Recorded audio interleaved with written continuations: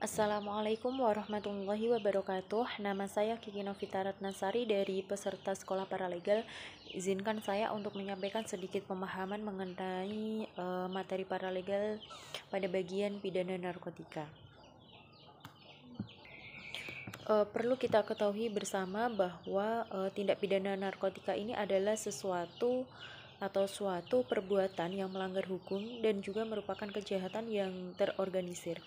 Nah, tindak pidana narkotika ini juga merupakan suatu kejahatan transnasional yang merupakan suatu bentuk kejahatan lintas batas negara. Kemudian dalam pemaparan ini juga saya sampaikan fungsi paralegal dalam pemeriksaan banding tindak pidana narkotika di pengadilan tinggi.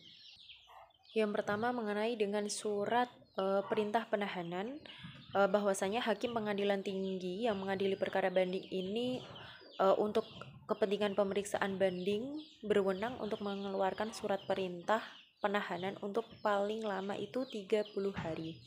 Kemudian dalam jangka waktu 30 hari apabila diperlukan guna kepentingan pemeriksaan yang belum selesai dapat diperpanjang oleh ketua pengadilan tinggi yang bersangkutan untuk paling lama 60 hari, 2 bulan.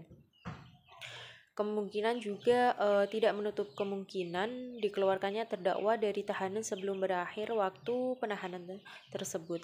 Jika kepentingan pemeriksaan ini sudah terpenuhi, kemudian setelah waktu 90 hari walaupun perkara tersebut belum diputus, terdakwa ini harus sudah dikeluarkan dari tahanan dan juga dari tahanan demi hukum. Kemudian jangka waktu banding. Nah, ini permintaan banding itu diajukan selambat-lambatnya dalam waktu 7 hari sesudah putusan dijatuhkan atau juga 7 hari setelah putusan diberitahukan kepada terdakwa yang tidak hadir dalam pengucapan putusan. Kemudian juga ada memori banding.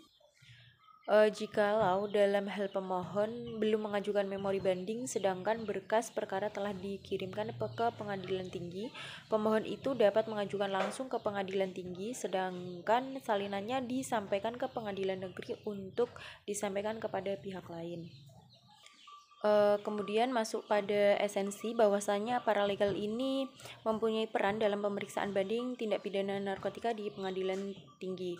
Di antaranya untuk penyiapan dokumen dan juga riset hukum, dukungan administratif, koordinasi dengan klien, saksi, kayak gitu.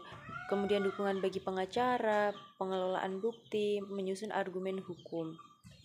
Nah, ketika dalam proses menyiapkan dokumentasi ini sangat diperlukan untuk proses banding termasuk pengumpulan dan juga penyusunan bukti serta pernyataan saksi hingga sampai akhirnya nanti si paralegal ini juga menyusun ringkasan dan juga analis hukum yang akan digunakan dalam memori banding dan selama persidangan.